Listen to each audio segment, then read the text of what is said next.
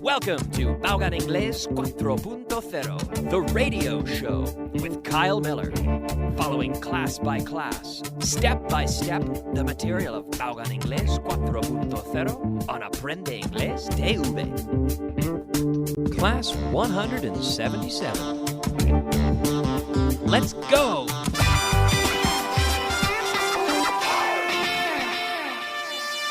Beginner. Hello and welcome to class number 177. As always, we will start with a review of yesterday's material.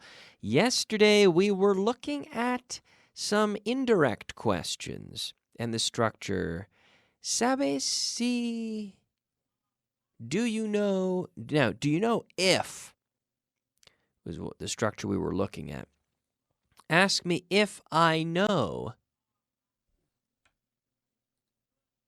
If you live nearby. Kyle, do you know if I live nearby? No, I don't know if you live nearby. Ask me if I know if you live in Madrid. Kyle, do you know if I live in Madrid? No, I don't know if you live in Madrid. I could also say whether you live in Madrid. Whether you live in Madrid or not, I don't know. I don't know if you live in Madrid. Ask me if I know if the King of Spain is in his palace today. Kyle, do you know if the King of Spain is in his palace today? No, I don't know if he's in his palace today. I don't know if the King of Spain is in his palace today. Notice how we say the King of Spain. We don't say Spain's king.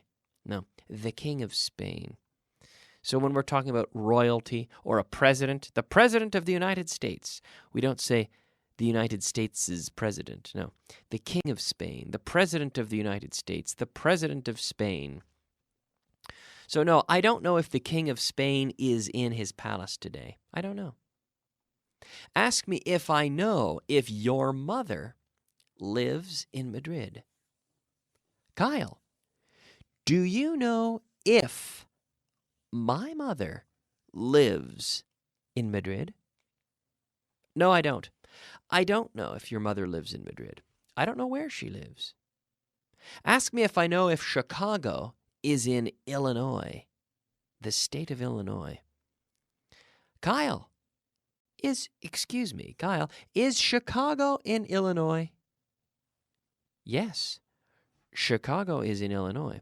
Or do you know if Chicago is in Illinois? Yes, I know. I know that. I know that it is in Illinois. Ask me if I know if your uncle is Spanish. Kyle, do you know if my uncle is Spanish? No, I don't know. I don't know if your uncle is Spanish. I don't know anything about your uncle. My uncle isn't Spanish. I have several uncles, but none of them are Spanish. Ask me if I know if Toronto has a subway system. Kyle, do you know if Toronto has a subway system? Yes, I do. I know. I know if it has a subway system. And yes, it does. It has a subway system. It has a very good subway system. Ask me if I know if Ronaldo will keep playing for Real Madrid next year. Kyle, do you know if Ronaldo will keep playing for Real Madrid next year? No, I don't know. I don't know if Ronaldo will keep playing for Real Madrid next year. I don't know what his plans are. I expect he will, but I don't know. All right. The next thing that we saw, we'll practice with more questions in a moment, but let's look at the next thing we saw in yesterday's class. We were talking about ocio, entertainment. So we were talking about the cinema, for example. What's on? What's on? Or what's playing? These are ways to ask for what movies or films are showing or playing or on at the cinema at that time. So ask me what's on at the cinema in Madrid. Kyle, what's on at the cinema in Madrid? To be honest, I'm not sure. Ask me what's on at the cinema in Barcelona. What's on at the cinema in Barcelona? I suppose many of the same movies are on in Barcelona as in Madrid. I suppose. Then we have different types of films. Horror films. I don't like horror films. Películas de miedo. No. I like comedy films, but I don't like horror films. I don't like horror movies. We can say movies or films. Typically, movie is more of an American term, whereas film is more European. Then we can talk about getting tickets. Do you have any tickets? Or are you sold out? Agotado. To be sold out. And when an event is sold out, you can often or sometimes buy tickets from the reventas, which in North America we call scalpers, a ticket scalper. Or in Britain, they say a tout, a ticket tout. Reventas, scalpers or touts. Yeah, to buy tickets when an event is sold out. Okay, so we have a lot of vocabulary there related to entertainment, to movies, to events, tickets and events, going out. Sometimes I often go out on weekends, but sometimes I stay in. So to go out or to stay in. I don't go out during the week, but I often go out on the weekend. All right, let's move on now and take a look at our word of the day. Word of the day. Our word of the day is actually two words in English. One word in Spanish, you say semáforo. In English, we say traffic light. Traffic light or traffic lights. Now, traffic lights are in intersections where two roads cross. And you have the red for stop, the green for go, and the yellow for yield. To yield is the yellow light. The traffic lights. So yes, you have to stop at the traffic lights when the light is red. Then you can go when the light is green. In my hometown in Canada, we didn't have a traffic light. It was so small. It was a very small town. It is a small town. Now there is one light. There is one traffic light. Un semáforo. There's one light. There's one traffic light in my town now. But when I was young, when I was growing up there were no traffic lights because it was so small. We only had, in the main intersections, we had stop signs. Yeah, stop signs, but no traffic lights. It's nice not having traffic lights, in a way. Very quiet, very peaceful little town. Very nice. All right, now as we move into class number 177, we see the verb to read. To read. Now, did you read any books last year? So, leer, the verb to read every day. I read. Yesterday, I read. Did you read any books last year? Yes, I read some books last year. I read some books. Do you read every day? Yes, I read every day. Does your mother read more than you do? Because my mother, I think, reads more than I do. She does. I think she reads more than I do because I'm very busy. But at night, I try to find time to read. Yesterday, I read just a few pages of a novel. I didn't have much time, but I read the news on the internet. I read magazines sometimes, but I read the news on the internet a lot. I read novels at home. I read interesting articles from magazines. When I find an article that I like, I will read it. So every day I read. Yesterday I read. Read, read. So there we go. A very important verb, the verb to read. Read, read. Red, which is pronounced just like the color red, rojo. Okay, red. Now, let's move on and take a look at our vocabulary of the day. Vocabulary of the day. All right, it is time for the vocabulary of the day. Our 5 words. The first word is lentamente. Lentamente, which is slowly. Right now, I am speaking slowly. The opposite is quickly. Quickly.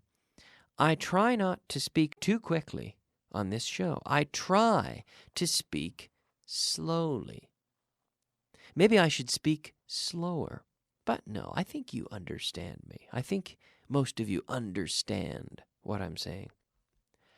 Así que, por tanto, this is so. So.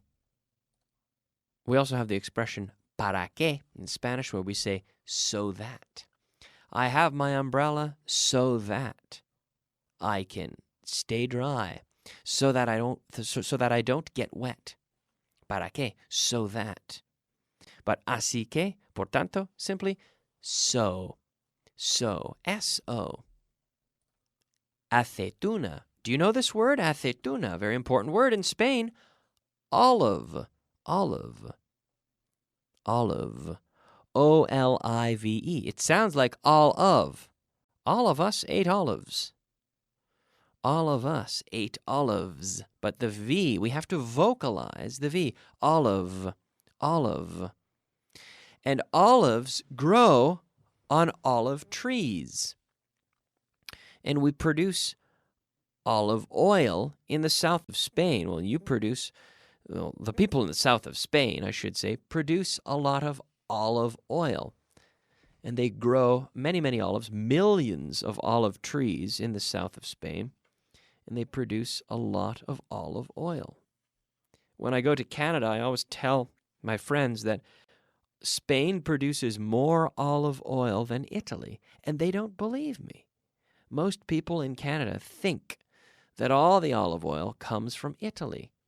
But I say, no.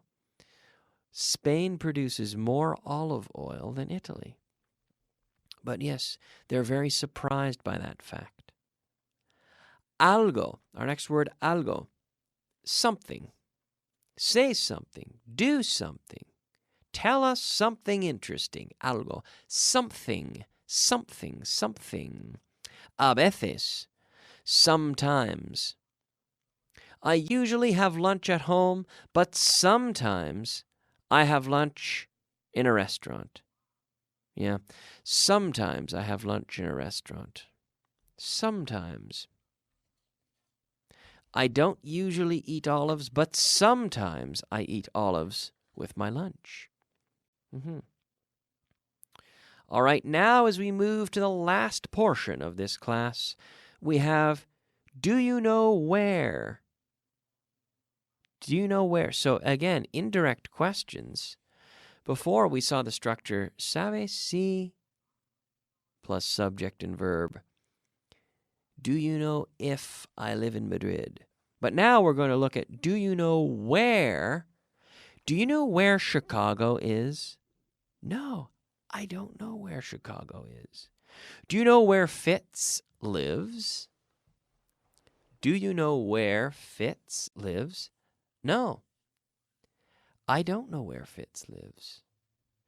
I do. I know where Fitz lives, but I suppose most of you don't know where Fitz lives.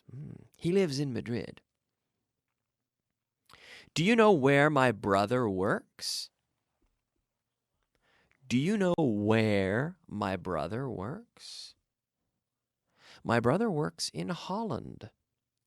Before he worked in Malaysia, but now, Malaysia, that's right. But now he works in Holland. It's true. Do you know where Digby is? No, Kyle, I don't know where Digby is. Digby is in Nova Scotia on the east coast of Canada, on the Atlantic. Do you know where I was born? No, Kyle, I don't know where you were born. I was born in Digby. Yes, I was born in a small town called Digby. Digby, Nova Scotia, Canada. On the east, on the Atlantic coast. Now you know where Digby is. It's on the Atlantic coast, north of Boston and New York, on the east coast of Canada. Do you know where my parents live? No, I don't know where your parents live. I don't know where your parents live. Do you know where Toronto is? Yes, of course. I know where Toronto is. Toronto is in Canada. East of center, but not very far east. Do you know where Melbourne is? Do you know where Melbourne is? Yes, of course. Yes, I know where Melbourne is. Do you know where my grandfather was born? To be born. Do you know where my grandfather was born? No, Kyle, I don't know where your grandfather was born. My grandfather was born in Scotland.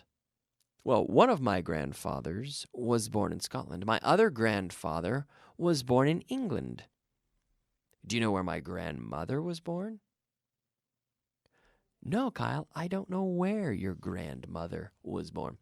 Well, I had two grandmothers. One of them was born in French Canada, in the province of Quebec, and the other grandmother was born in eastern Canada, but her family was from Italy. Yeah. Do you know where?